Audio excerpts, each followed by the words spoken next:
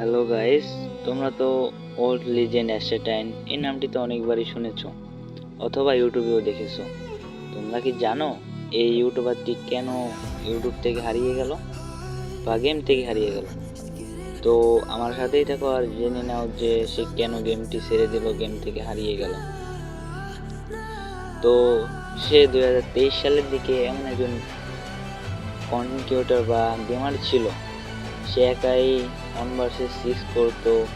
তার ভিডিও আমরা অনেক দেখেছি, তালাভাইয়ের লাইভ স্ট্রিম, তালাভাইয়ের ইসে সে অনেক সুন্দর গেম প্লে করতো। বাংলাদেশের মধ্যে তাকে ওই টাইমে 1 নম্বর কাস্টম প্লেয়ার বলা যেত।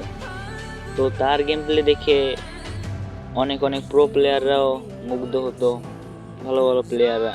সে ভার্সেস করতো M1NX, Xerox FF. Xerox FF এর নাম তো তোমরা সকলেই জানো, সে ইন্ডিয়ান একজন ভালো কন্টেন্ট লিজেন্ড।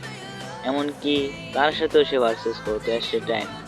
অ্যাশেটাইন সাধারণত পিসি প্লেয়ার ছিল, তো তার গেম প্লে দেখে অনেকে তাকে হ্যাকার বলতে বাধ্য হবে। তো সে আসলে গেমটি কেন ছাড়লো? সে আসলে একটা নর্মাল ডিভাইসের পিসিতে খেলতো। তো সে অনেক সুন্দর গেম প্লে দিত। তার একটি ইউটিউব চ্যানেল আছে, তোমরা যদি সার্চ দাও এখনই দেখতে পারবে অ্যাশেটাইন ইউটিউব চ্যানেল। অ্যাশেটাইন অ্যাশেটাইন নামটি বলতে গেলে আমাদের অনেক খারাপ লাগে যে সে গেমটি ছেড়ে দিয়েছে। এখন সে থাকলে হয়তো সে এখন অ্যাশেটাইন 2022 সালের দিকে কাব্য ভাইয়ের ইউটিউব চ্যানেলের থেকে সে ইন্টারভিউ দিয়ে সে অনেক জনপ্রিয় হয়। তো কাব্য ভাইয়ের লাইভ স্ট্রিমে সে একাই 1 vs 6 করে সে সকলের কাছে পরিচিত হয়। তো তার গেম প্লে তো আমরা সবাই জানি, যারা আমল প্লেয়ার তারা সবাই জানে, তাকে কখনো ভোলার নয়। I am proud of you যে আমি বাংলাদেশে একটা লেজেন্ড অ্যাশেটাইনের খেলা দেখার সময় আমি খেলা শিখেছি।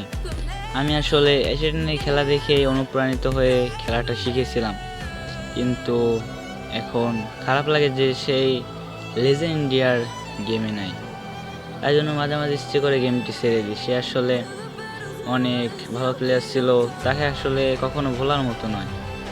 তার গেম প্লে দেখলে একটা ভালো লাগে, কি সুন্দর করে গ্লোয়াল মেরে মেরে খেলতো।